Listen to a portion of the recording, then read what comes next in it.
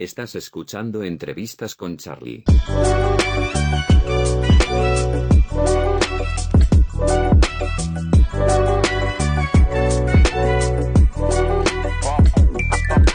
Hay una cosa que, las personas se han empeñado muchísimo en igualar prostitución y trata, y realmente eso no es así, es decir, son dos cosas diferentes. Sí, mira, aquí hay dos discursos clásicos que yo creo en realidad que tenemos que superar, ¿eh? Los dos discursos creo que están errados y que los tenemos que superar. Uno, de corte abolicionista, vendría a decirnos que, o bien prostitución y trata de seres humanos serían una misma cosa porque a fin de cuentas las dos pertenecen a un contexto de vulnerabilidad, de pobreza, de necesidad, o bien que aunque no sean la misma cosa, estarían imbricadas, especialmente imbricadas, ¿no? Que la cuestión sería por sí misma, la prostitución sería por sí misma una cuestión de criminalidad indisociable. Cuestiones de criminalidad asociadas particularmente la trata de seres humanos. Y por lo tanto, la conclusión a lo que pretenden llegar a este análisis es que la prostitución es en sí misma una cuestión de criminalidad.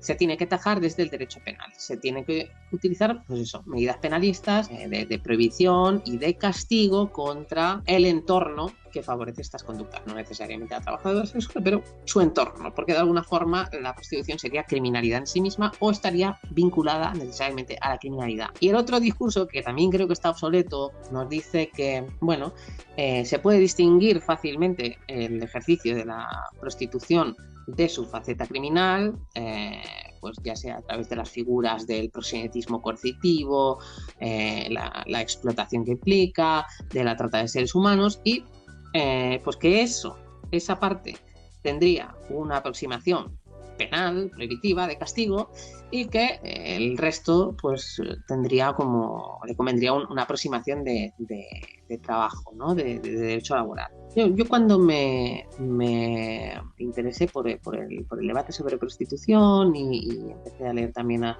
los investigadores y a los activistas contra la trata, una de las primeras cosas que me interesaron es que ellos mismos, muchos de ellos, criticaban el enfoque penal de la trata. Y yo no entendía por qué, porque en mi cabeza trata de seres humanos era una cuestión vinculada exclusivamente a la criminalidad, ¿no? Era pues trabajo forzoso, caracterizado por la ausencia de consentimiento, en definitiva una forma de esclavitud, que es como muchas veces nos la explican desde los medios de comunicación, los políticos, y es, en general la idea que tenemos. Pero estos activistas insistían mucho en que no hace falta un enfoque de derechos humanos, un enfoque de derechos sociales. ¿Qué querían decir? Y hablaban de alternativas a la trata. Entonces a mí se me hacía como muy raro, ¿sabes?, que alguien estuviese en trata y no quisiese salir porque no tuviese una alternativa. Pero, a través del estudio de estos activistas, de las propias supervivientes neoabolicionistas de prostitución, Amelia Tiganus explica, por ejemplo,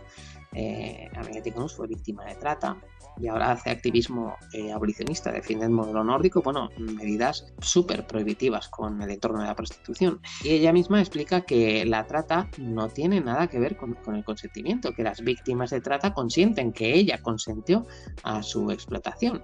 Y citando al Código Penal, que transpone la Directiva Europea en materia de trata y el Protocolo de Palermo, que es como el marco internacional sobre la trata, nos explica que la trata no es la explotación en sí misma. La trata es un proceso de captación, traslado y acogimiento para facilitar la explotación de una persona, no solo en prostitución, sino en economía sumergida, en el mercado laboral, para matrimonio forzoso, mendicidad forzosa, y que ese proceso de captación, traslado y acogimiento se hace a través de unos medios, tienen que concurrir unos medios, que algunos son coactivos, ¿no? Pues esto, la violencia, el engaño, algunos son fraudulentos, pero otros pueden ser simplemente abusivos, dice el Protocolo de Palermo. El abuso de una situación de vulnerabilidad de la víctima, dice el Código Penal. Abuso de una situación de vulnerabilidad o necesidad económica de la víctima. ¿En qué se traduce esto? Pues nos están explicando que la realidad de la trata o la realidad promedio de la trata es un proceso de migración facilitada para la explotación en los países de destino. Te voy a poner un ejemplo muy habitual en la situación de las personas víctimas de trata. Decía Mabel Lozano, activista contra la trata y abolicionista, que a las personas víctimas de trata generalmente no hace falta engañarlas, que ya vienen de una situación de vulnerabilidad y de necesidad tal que acceden a contraer una deuda y someterse al abuso para poder cumplir su sueño migratorio. Es muy habitual la situación, pues, de una persona que quiere migrar a Europa. Europa es un continente fortaleza con una política migratoria muy restrictiva, y para entrar en la Europa fortaleza, pues puede recurrir a las redes de tráfico o a las redes de trata. La red de tráfico, ¿qué pasa con la red de tráfico? La red de tráfico no tiene una infraestructura para explotarte en destino. La red de tráfico le tienes que pagar por adelantado, y eso implica, pues, contraer una deuda en tu país de origen, con tu familia habitualmente, o con una institución de crédito, con un banco en tu país de origen. Y muchas veces la opción más atractiva es contactar con la red de trata. La red de trata facilitará tu migración y, puedes pagarle a través de la deuda. A través de la deuda significa que te explotarán en destino, porque tienen una infraestructura destinada a explotarte. No únicamente en la prostitución, recientemente se han descrito casos de trata laboral aquí en el contexto español, en centros de uñas, donde están las trabajadoras asiáticas, sobre todo vietnamitas. Hay mucho en servicio doméstico. En las fruterías pakistaníes había redes de trata operando para atraer a personas de Pakistán y explotarlas en las fruterías. También en la recolección agrícola, muy habitual. Y entonces, pues, la organización ya se encargará de mantenerte en la explotación el tiempo posible y de alargar tu deuda por los medios que le sea posible. Entonces, ¿qué pasa? Si yo soy esta persona que ha migrado a través de la red de trata y me estoy sometiendo a la explotación de la organización en destino, ¿qué pasa cuando viene un operativo policial, desarticula la organización y a mí me declaran víctima?